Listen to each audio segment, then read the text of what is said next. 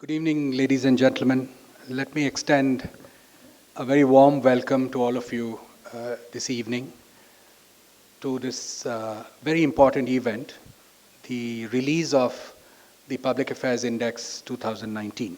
We have two exceptionally distinguished guests, so it's my privilege to extend a very warm welcome to Dr. Kasturi Rangan. I need hardly tell any of you that his leads such a hectic life that he's mostly living out of suitcases and traveling so much that we are truly grateful that he is with us today. Similarly, Dr. Milind Tambe has come from very far. It was very difficult for us to get him, but thank you, Professor Tambe, for having joined us, and very warm welcome to you. I see in the audience several very senior people, members of the board of the Public Affairs Center. Dr. Sudarshan is here, many others are here. I see a lot of senior representatives of industry. I see Mr. Singhvi here, I see Shekhar Vishwanathan here. There are many senior government officers from the government of Karnataka, as also other governments, and retired IAS officers. I want to acknowledge all of them and extend a very warm welcome this evening. In particular, I want to welcome two people. One is Jayashree Raghunandan, Additional Chief Secretary, Tamil Nadu, who's come at very short notice because Tamil Nadu has played an important role in its performance. You'll hear from Mudita later. And Mr. P.S. Reddy, who represents, again, a senior IAS officer representing government of Goa. Some 3 months ago, when we were at this very venue, celebrating our Silver Jubilee, Dr. Kasturi Rangan asked of me a question. He said, now that we have finished 25 years and are looking ahead at the next 25 years, we should, Gurucharan, reflect on who we are and what we do. And that set me thinking. And trust me when I say this, I have been thinking about it the last 3-4 months. 25 years ago, PAC was conceived of a simple idea. Dr. Samuel Paul wanted to simply assess the adequacy and quality of services, public services, particularly at the time in Bangalore and later, of course, in other parts of Karnataka. From that simple idea was born a more important movement, that of social accountability in public governance.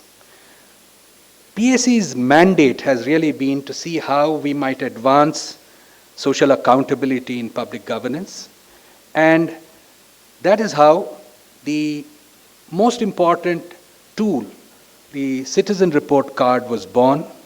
I'm very proud to say that it was Public Affairs Center which pioneered the Citizen Report Card, and then moved on to use the Community Scorecard as a qualitative tool, thus combining both quantitative and qualitative methods to try and look at governance from bottom up, from the perspective of the citizen, from the perspective of the common man.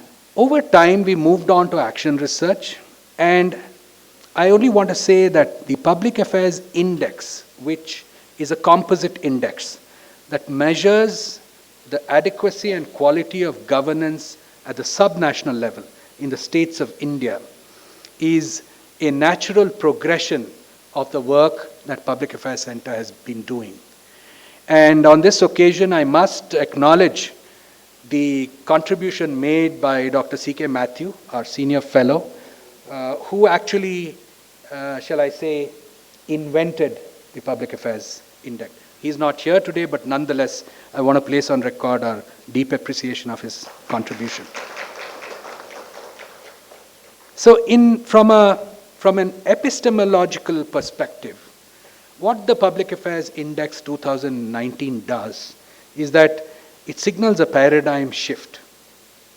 from the past, from what I am fond of describing as epistemic rhetoric, that is, the presentation of knowledge as observers.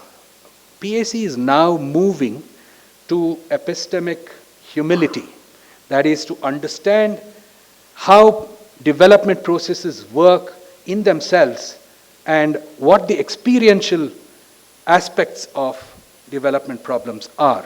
So is PAI a good index? Why should academics or state governments go by the Public Affairs Index? Though I'm glad to say that one of the pioneering governments, Tamil Nadu, has actually initiated reforms based on the Public Affairs Index, just as the Himachal Pradesh government has in the past years. But our effort in PAI 2019 was really to try and establish an empirical relationship between governance performance and development outcomes. So the construction of the composite index, we wanted to make sure, was scientific, was methodologically rigorous, the choice of the indicators inclusive, and therefore that we produce an index which, if I was to highlight a single quality of the Public Affairs Index 2019, it is that it's ideologically agnostic and therefore completely objective, because it's the model, the PAI 2019 model, that generates the values on the indicators, the weights assigned, and the ranking of states. The PAI 2009, however, from again an epistemological perspective, raises two risks that I would like to share with you.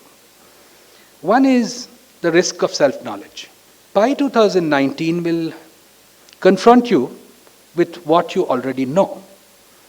So many of you might leave asking the question, so what was it that I did not know that they have pointed out to? And our reply to that is, PAI 2019, while presenting to you what you already know, invites and provokes you to see what you know in new ways. What we know from familiar, unquestioned settings will appear strange.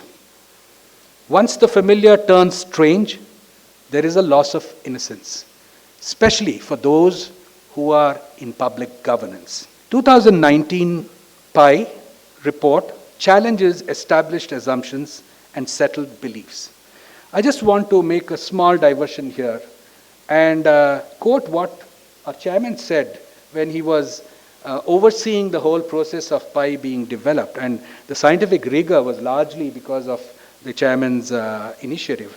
And he said to me just a week ago that, this global hunger report, which places India at rank 103, is a bit of a conundrum for me. I mean, I'm puzzled. How is it that we are 103, lower than most of the other countries in South Asia?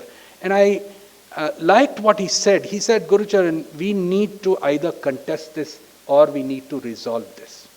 So in the next PAI 2020, we are going to go beyond what we have done here and try and make it better.